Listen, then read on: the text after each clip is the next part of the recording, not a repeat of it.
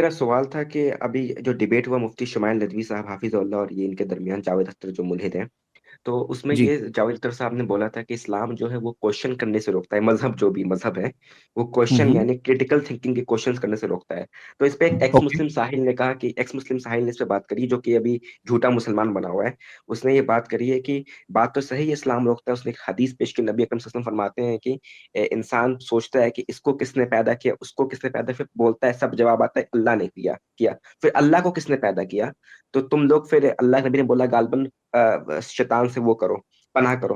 گویا اسلام critical thinking کے questions کو روکتا ہے، مطلب جو بھی تو اس کا دیکھیے. دیکھیے ایک بات یہ ہے نا، اسلام جو ہے نا، وہ پہلی بات تو ہے کہ آپ قرآن و حدیث پڑھیں تو آپ کو عمومی قرآن کے نصوص، سنت کے نصوص میں تو سوال کرنے کا ذکر ملے گا کہ سوال کرو، عقل کا استعمال کرو۔ اللہ تعالیٰ بار بار عقل استعمال کرنے پر ابھارتا ہے، افلا تعقلون۔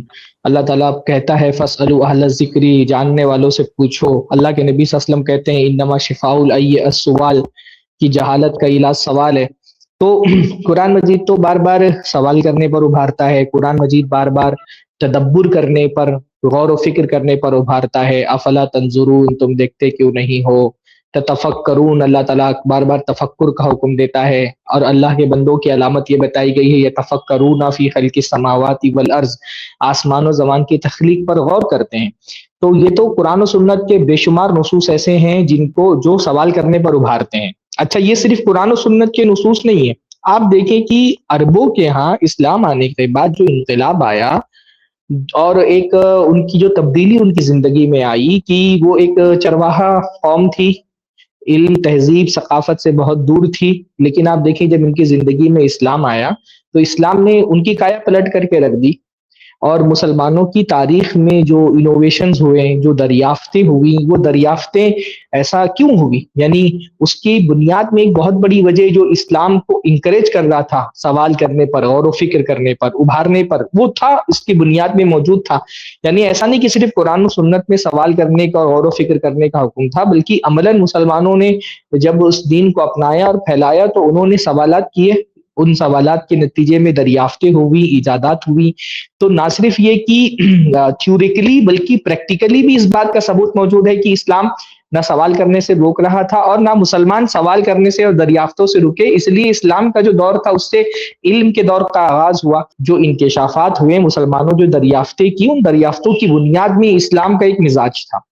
لیکن یہ ہے کہ اسلام جو ہے نا، وہ انسان کی عقل کا ایک دائرہ بتاتا ہے کہ انسان کے غور و فکر کا، تدبر کا ایک دائرہ ہے، وہ ہے اس کا مشاہدہ اور اس کا تجربہ۔ وہ چیزیں جو اس کے مشاہدے اور تجربے میں ہیں اس کے بارے میں وہ غور و فکر کرے، دریافتیں کرے اور معلومات حاصل کرے۔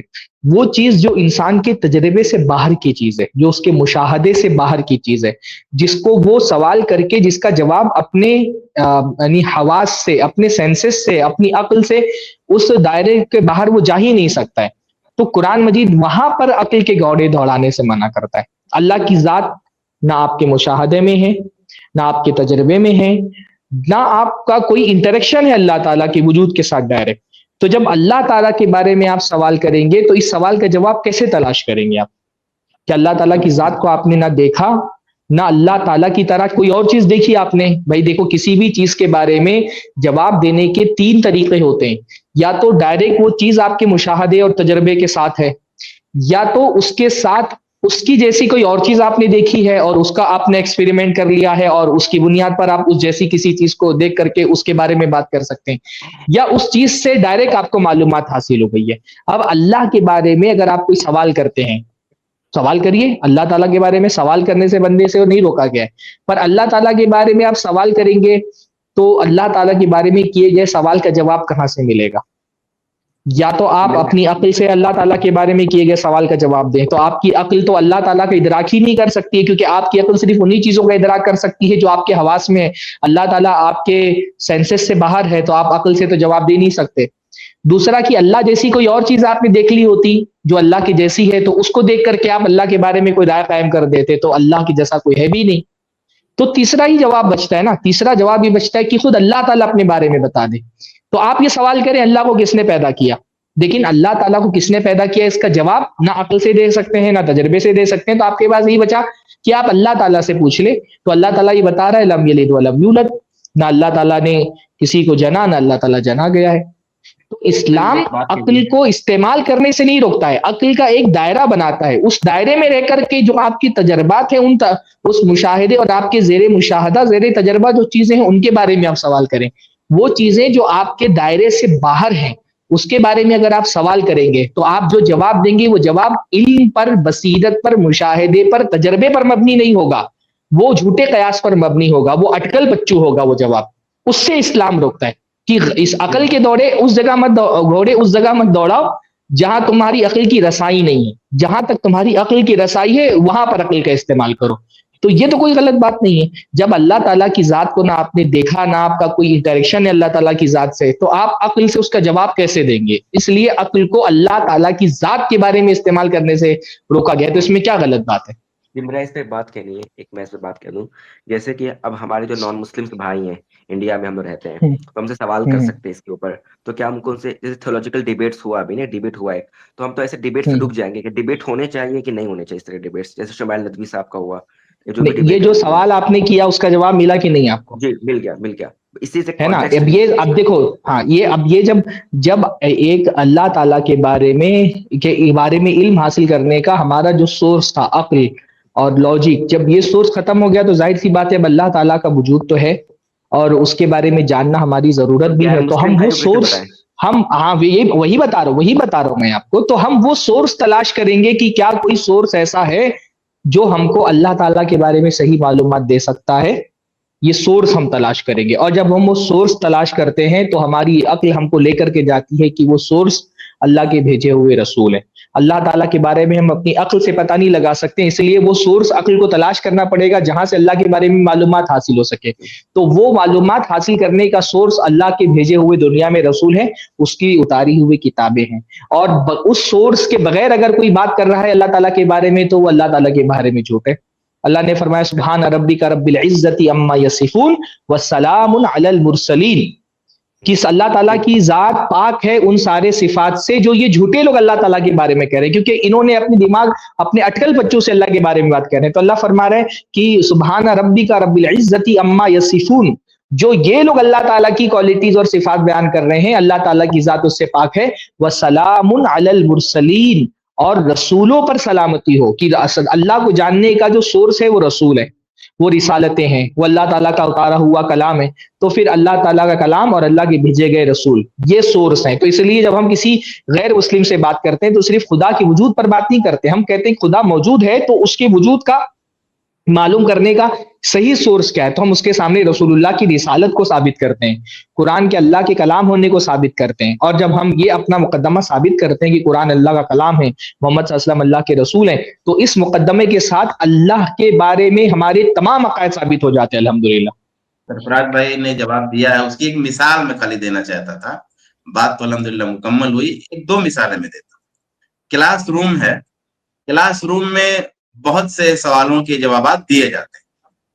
6 کا بچہ ہے، اس نے سوال کر لیا BA کے سبجیکٹ کے بارے میں، گریجویشن کے بارے میں، کہیں سے اس نے سنا یا جو بھی اس نے کوئی سوال کر لیا. اب کیا BA یا گریجویشن سے متعلق 6 کلاس میں جواب اس کو دیا جائے گا؟ نہیں دیا جائے گا.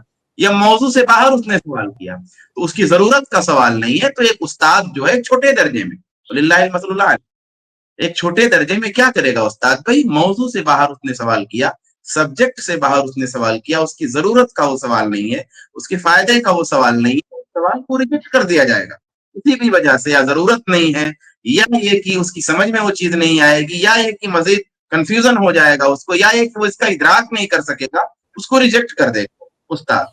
ایسے ہی ایک اور مثال میں دیتا ہوں چھوٹی سی، کہ بھائی ایک ماں ہے کسی کی، باپ ہے، باپ کے بارے میں اگر باپ موجود نہیں دکھ نہیں رہا ہے تو ظاہر سی بات ہے بیٹے نے ماں سے پوچھ لیا کہ میرا باپ کون ہے. ماں نے بتایا کہ تمہارا باپ فلاں ہے. شبہات لوگ کر رہے ہیں اس کے باپ کے بارے میں، تو بھی اس کو جائز بنتا ہے. اپنی ماں سے آ کے پوچھا، ایک نام آپ نے لیا نا، نام سن کر کے وہ بس اس کی خناسیت پوری دماغ میں آ رہی ہے. اس نے پوچھا اپنی ماں سے، تو اس کی ماں نے بتایا کہ میرے باپ فلاں ہے. اس کو شبہ لوگ بتا رہے ہیں اس کے باپ کے بارے میں، شبہات ہیں لوگوں. وہ سنتا ہے لوگوں سے تو اپنی ماں سے آ کے پوچھتا ہے میرا باپ کون ہے, یا اس کا باپ ہے نہیں, دکھتا نہیں ہے, ساتھ میں نہیں ہے, پوچھتا اپنی ماں سے میرا باپ کون ہے, تو یہ سوال معقول ہے. یہاں سمجھ میں آتا ہے کہ ٹھیک ہے باپ کا سوال اس نے پوچھا, لیکن معلوم ہے گھر میں ہے فلاں باپ بھی ہے ماں بھی ہے, گھر میں وہ ہے, اس کو دیکھتا ہے, چہرہ بھی ملتا جلتا ہے, ایک ضروری نہیں چہرہ ملے, لیکن اتفاق ایسا ہے, اس نے اتفاق ایسا ہے کہ باپ بیٹے کا چہرہ بھی ملتا ہے, باپ ہے بھی, اس کو معلوم بھی ہے میرا باپ ہے, لیکن وہ کہانی کس نے بنایا کس نے بنایا کس نے بنایا, تو اس لیے سوال کرنے سے روکتا ہے. میں کہتا ہوں اب وہ اپنی ماں سے بار بار پوچھتا میرا ابا کون ہے, اب تو گھر میں اب امانت بتا دیا, ابا تمہارا یہی ہے, اب سوال کیا جا رہا ہے, ہو سکتا ہے کوئی اور ہو سکتا ہے میرا ابا کوئی اور ہو, پھر صبح آ رہا ہے, صبح کو آ رہا ہے, یہ چہرہ جو ملتا جلتا ہے میرے ابا سے, ہو سکتا ہے اتفاقاً ملتا ہو سکتا ہے اور ارے میری ماں بھی تو انسان ہے, ہو سکتا ہے اس سے غلطی ہو سکتا ہے, کم وقتوں کے باپ ہی کا پتہ نہیں چلے گا. ہو سکتا ہے اپنے باپ کے بارے میں تو انہوں نے یقین کیا ہوا کہ میری اماں ہے اور میری اماں کا شوہر یہی ہے اور اسی سے میں پیدا ہوا ہوں, اور اللہ کے بارے میں کہتے اسلام سوال سے منع کرتا ہے. ارے بھائی جاہلانہ سوال اگر ہوگا, باطل سوال ہوگا, بے بنیاد سوال ہوگا, تو اسلام کہے گا کہ کیوں دماغ خراب کر رہے ہو, تمہارے جو ہے اس میں نہیں آ پا رہا ہے. جزاک اللہ. کیا سالڈ مثال دیا شیخ شعبان نے, مثال بہت سالڈ دی. ٹھیک ہے. اچھا ایک چیز میں واضح کر دوں, یہ جاوید اختر کے حوالے سے جو بات آتی ہے, میں نے اس کی بہت ساری کلپ دیکھی. وہ شخص صرف اس پہ اعتراض نہیں کرتا کہ اللہ کے بارے میں سوال ہو رہا, وہ شخص یہ تاثر دے رہا نا کہ یہ مذہب سرے سے سوال کرنے ہی سے روک رہا ہے. اب وہ کیا کہہ رہا ہے کہ اگر سوال نہ کرتے تو یہ ایروپلین نہیں ہوتی, ہوائی جہاز سے آپ دلی نہیں آتے, یہاں سے وہاں نہیں جاتے. اس طرح تاثر دے رہا ہے کہ اس مذہب نے بالکل عقل پہ تالا لگا دیا ہے کہ آپ سائنسی ایجادات نہیں ہو پاتی اگر آپ مذہب کی بات مانتے تو. حالانکہ دیکھیے اسلام میں ایسا بالکل نہیں ہے. صحیح مسلم وغیرہ کی اتنی واضح حدیث ہے کہ جب صحابہ نے کھجوروں میں تعبیر کیا تھا اور جب اس کا رزلٹ, جب اللہ کے نبی نے روکا, اس کا رزلٹ نہیں آیا, تو صحابہ نے سوال کیا, کہا کہ اللہ کے رسول صلی اللہ علیہ وسلم ایسا تو یہ تو نقصان ہو گیا. تو اللہ کے نبی صلی اللہ علیہ وسلم نے اس وقت اتنی آزادی دی ان کو, کہا انتم اعلم بامور دنیاکم, یہ دنیاوی معاملات ہیں, یعنی سائنسی معاملات ہیں, ٹیکنیکل چیزیں ہیں, اس میں تم لوگ مجھ سے بہتر جانتے ہو, جاؤ جیسا کر رہے تھے کرو. اتنی آزادی دی اسلام نے کہ اس بارے میں یہ جو دنیاوی چیزیں ہیں, دنیاوی ایجادات ہیں, اس میں تم جو چاہو تحقیق کرو, ریسرچ کرو. ہم نے احتیاط کے طور پہ منع کیا تھا, اس قدر اللہ کے رسول نے اجازت دی, اپنی ایک بات کو وڈرا کر لیا جو احتیاط کی بنیاد پر تھی, کیونکہ وہ وحی کی بنیاد پر نہیں تھی.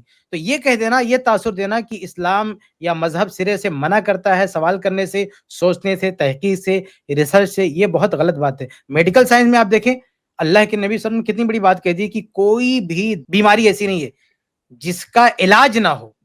اب جو کھوجے گا تلاش کرے گا اس کو ملے گا, نہیں تلاش کرے گا نہیں ملے گا. کتنی بڑی بات اسلام نے کہہ دی. آج کتنے میڈیکل سائنس مایوس کر دی تھی, اس کا کوئی علاج ہی نہیں ہے, لیکن اسلام 1400 سال پہلے بول چکا کہ علاج ہے, تمہاری ذمہ داری ریسرچ کرنا. یہ مذہب کا کام نہیں ہے, یہ دین کا کام نہیں ہے کہ ہر چیز کا علاج تم کو لا کے بتائے, لیکن ایک اللہ نے ایک بہت بڑی معلومات دے دی جو خالق ہے ہر چیز کا, کہ کوئی دنیا میں کوئی بیماری ہے ہی نہیں جس کا علاج نہ ہو.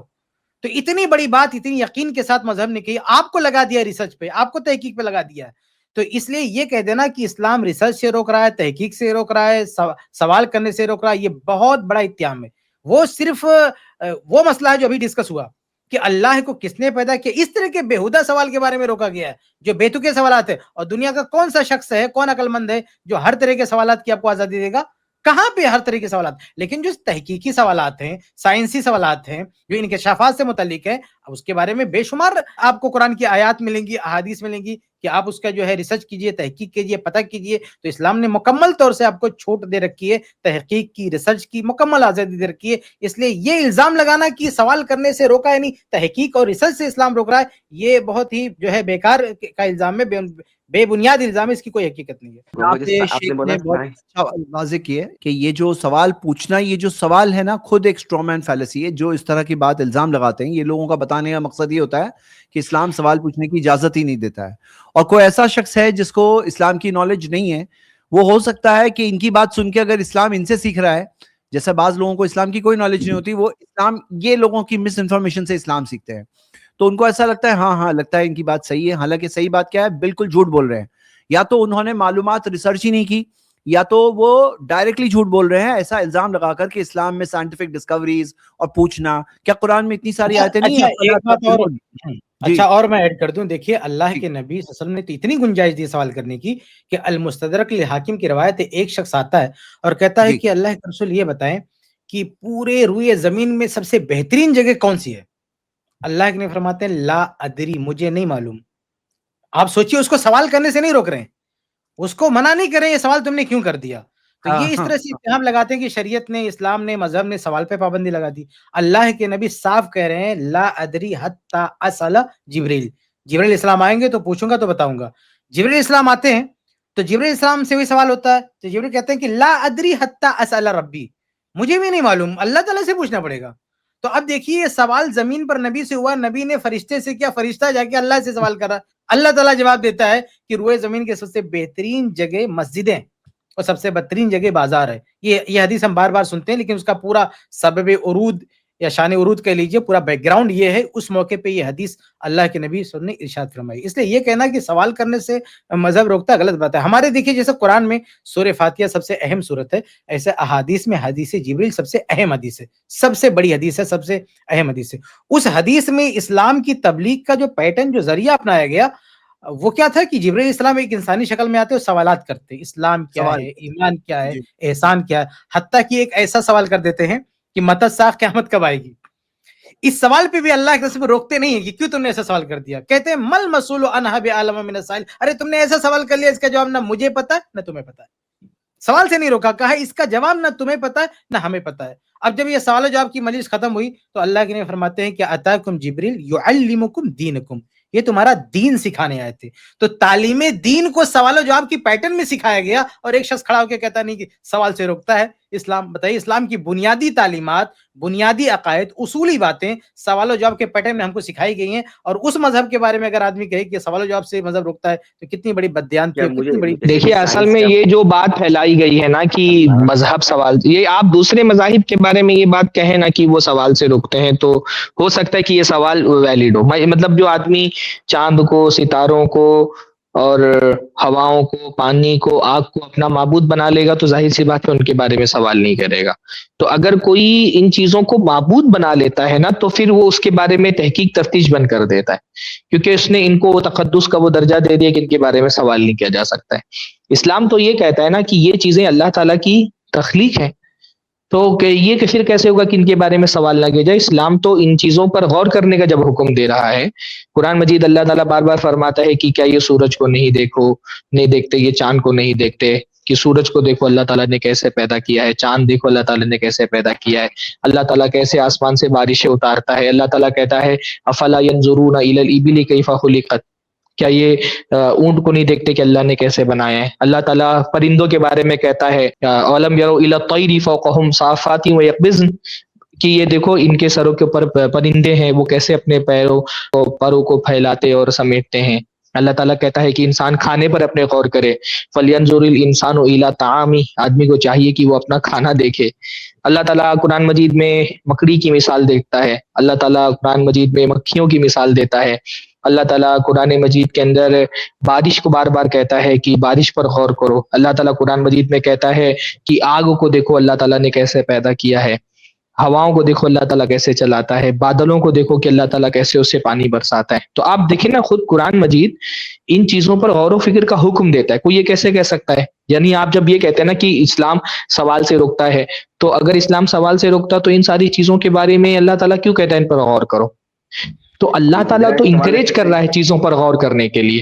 ہاں وہ کوئی آدمی اگر ان چیزوں کو معبود بنا لے گا نا، کوئی سورج کو ہی معبود بنا لے گا، چاند کو دیوتا سمجھے گا، کوئی ندی کو جو ہے اپنی اس کو ہی اپنی ماتا سمجھ لے گا، تو کوئی ایسا کرے گا کہ ان مخلوقات کو خالق سمجھ لے گا اور ان کو معبود بنا لے گا، تب اس کے لیے غور و فکر کے دروازے بند ہو جائیں گے. پر قرآن مجید تو بار بار یہ کہتا ہے یہ چیزیں اللہ تعالیٰ کی تخلیق ہیں، بلکہ اللہ تعالیٰ کی معرفت کا ذریعہ ہے. اللہ تعالیٰ کو پہچاننا ہے تو ان چیزوں کو دیکھو، ان کی عظمت سے تم اللہ تعالیٰ کو پہچان سکتے ہو. اس لیے آپ دیکھیں گے کہ جو ایسٹرونومی ہے، جو شمسیات فلکیات ہے، اس پر مسلمانوں نے اپنے دور میں بہت کام کیا، کیونکہ قرآن مجید نے بہت بار بار جو ہے نا آسمان و زمین پر غور کرنے کا حکم دیا تھا اور اللہ کے بندوں کی یہ پہچان بتائی تھی، تفکرون فی خلق السماوات والارض، کی وہ آسمان و زمین کی تخلیق میں غور کرتے ہیں. اس لیے اور اچھا بہت سارے لوگوں نے یہ بات کہی نا کہ جو مسلمانوں کی نماز کا کیونکہ بہت گہرا تعلق فلکیات سے ہے اور ان کی عبادتوں کا بہت گہرا تعلق جو ہے نا وہ فلکیات سے ہے، یعنی چاند سے بہت گہرا تعلق ہے ہمارے روزوں کا، ہماری عبادتوں کا، حج کا، اسی طرح سورج سے گہرا تعلق ہے ہماری نمازوں کا۔ اس لیے مسلمانوں نے اپنے دور میں جو دریافتیں کی ان کا بہت گہرا تعلق فلکیات سے ہے، ایسٹرونومی سے ہے، سورج چاند ستاروں سے متعلق ہے، اور مسلمانوں کی دریافتوں میں ایک بہت اہم رول اس نے ادا کیا، فلکیات میں بہت ایک نمایاں کردار مسلمانوں نے ادا کیا، اور اس کی وجہ یہ تھی کہ اس سے ہماری عبادتیں جڑی ہوئی تھیں، تو اس نے انکریج کیا مسلمانوں کو کہ وہ آسمان و زمین پر غور کریں، ستاروں پر، سیاروں پر غور کریں اور ان کی حقیقتوں کا پتہ لگائیں۔ تو آپ دیکھیں گے کہ عملاً بھی یہ ہوا کہ یعنی جو نصوص قرآن و سنت کے وہ تو ہیں ہی، عملاً بھی ہوا کہ مسلمانوں نے ان چیزوں کو چھانا پھٹکا اور اپنی دریافتیں اور بہت ساری نئی چیزیں دنیا کے سامنے لا کر کے رکھی۔ پھر آپ دیکھیں گے کہ انسانوں کے جسم پر غور کرنے کا قرآن مجید کتنا بار بار حکم دیتا ہے۔ اللہ تعالیٰ قرآن مجید کے اندر کہتا ہے کہ ہم نے انسان کو آنکھیں دی ہیں جس سے وہ دیکھتا ہے، الم نجعل لہ عینین ولسانا وشفتین، اور ہم نے اس کو ہونٹ دیے، زبان دی بولنے کے لیے۔ اسی طرح سے بار بار قرآن مجید میں قلب کا ذکر آتا ہے، انسان کے ہاتھ پیر کا ذکر آتا ہے۔ تو انسان کی اپنی جسم کے بارے میں بھی قرآن مجید بار بار کہتا ہے کہ اپنے جسم پر غور کرو۔ اللہ تعالیٰ فرماتا ہے وَفِي الْأَرْضِ آیَاتٌ لِّلْمُوقِنِينَ وَفِي أَنفُسِكُمْ أَفَلَا تُبْصِرُونَ، کہ زمین پر یقین رکھنے والوں کے لیے نشانیاں ہیں اور خود تمہاری جسم کے اندر اللہ کی نشانیاں ہیں۔ تو اللہ تعالیٰ تو ان نشانیوں پر غور کرنے کا حکم دے رہا ہے۔ ظاہر سی بات ہے جب بندہ غور کرے گا تو سوال کرے گا، تو یہ کیسے کہہ سکتے ہیں کہ کائنات پہ غور کرنے سے ہم اللہ تعالیٰ نے روکا ہے؟ ہاں، جو انسان کے مشاہدے سے باہر کی چیزیں ہیں، اللہ تعالیٰ، اب روح جو ہے وہ ایسی حقیقت ہے جو انسان کے مشاہدے سے باہر ہے، تو اس کے بارے میں اللہ نے فرمایا یسألونک عن الروح قل الروح من امر ربی وما اوتیتم من العلم الا قلیلا، کہ آپ سے روح کے بارے میں سوال کر رہے ہیں، کہہ دیجئے کہ روح تمہارے رب کے حکم سے ہے اور تم کو اس کے بارے میں بہت کم علم دیا گیا ہے۔ انسان کی جو برزخی زندگی ہے کیونکہ اس کی فزکس بہت الگ ہے، تو اس کے بارے میں فرما دیا کہ شہیدوں کو اللہ تعالیٰ نے زندگی تو دی ہے وانتم لا تشعرون، لیکن تم اس کا شعور نہیں کر سکتے۔ تو وہ چیزیں جو ہمارے عقل کے دائرے سے باہر ہیں، اس میں اگر ہم بات کریں گے تو ہم اٹکل بچوں سے بات کریں گے، ہمارے پاس کوئی وہ ایویڈنس نہیں ہوگا بات کرنے کا۔ تو جہاں آپ ایویڈنس سے بات نہیں کر پاتے وہاں بات کرنے سے آپ کو روکا گیا۔ جہاں آپ ایویڈنس سے کوئی چیز پروف کر سکتے ہیں، جہاں آپ کا مشاہدہ اور عقل کام کرتا ہے، وہاں تو آپ سے کہا ہی گیا ہے کہ آپ سوال کریں، بات کریں۔ اس کلپ کی فل ویڈیو دیکھنے کے لیے ہمارے چینل پر ضرور آئیں۔ آئی پلس ٹی وی نے ایک نیا یوٹیوب چینل شروع کیا ہے جس کا نام ہے آئی پلس ٹی وی اختلاف کا حل۔ اس چینل پر صرف اختلافی مسائل پر ویڈیوز آئے گی، لیکن دلائل کے ساتھ اور بھائی چارگی کے ساتھ۔ آپ کو میں دعوت دیتا ہوں کہ آپ بھی ہمارے اس چینل کو سبسکرائب کریں، ہماری ویڈیوز کو شیئر کریں اور نوٹیفیکیشن آئیکن کو آل